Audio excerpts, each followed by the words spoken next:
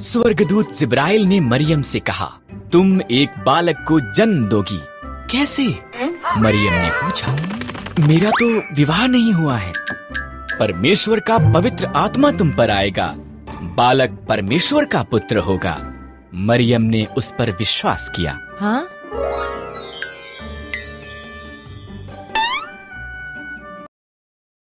मरियम की मंगनी यूसुफ के साथ हुई थी, पर उसने उसकी कहानी पर विश्वास नहीं किया, इसलिए स्वर्गदूत उसके पास भी आया।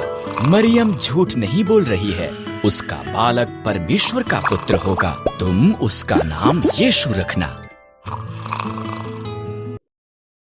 कई महीने बीत गए, तब वो बैतलहम यूसुफ के शहर में सरकार के पास नाम लिखाने के लिए यात्रा करके गए। उस लंबी यात्रा के बाद मरियम के जन्म देने का समय आ पहुंचा।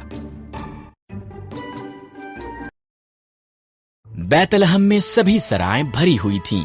इस तरह से परमेश्वर का पुत्र एक अस्तबल में पैदा हुआ, कपड़ों में लपेटा गया और एक घास के बिस्तर पर रखा गया। उन्होंने उसका नाम यीशु रखा।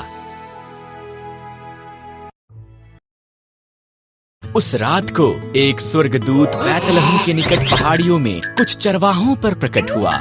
सुसमाचार, स्वर्गदूत ने कहा, तुम्हारा उद्धारकर्ता पैदा हुआ है।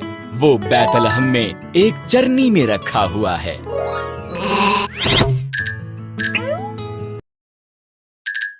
अचानक और स्वर्गदूत प्रकट हुए, इतने ज्यादा कि उनसे पूरा आकाश भर गया। आकाश में परमेश्वर की महिमा। उन सब ने गीत गाया, पृथ्वी पर उन मनुष्यों में जिनसे वो प्रसन्न हैं, शांति हो। जब स्वर्गदूत चले गए, चरवाहे जल्दी से बैतलहम के लिए निकले।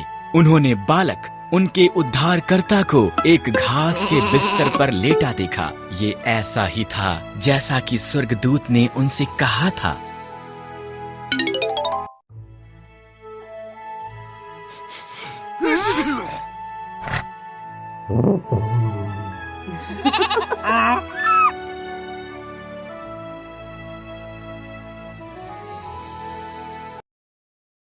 चरवाहों के यीशु को देखने के बाद वो शहर में से होकर गए। वो बहुत उत्साहित थे।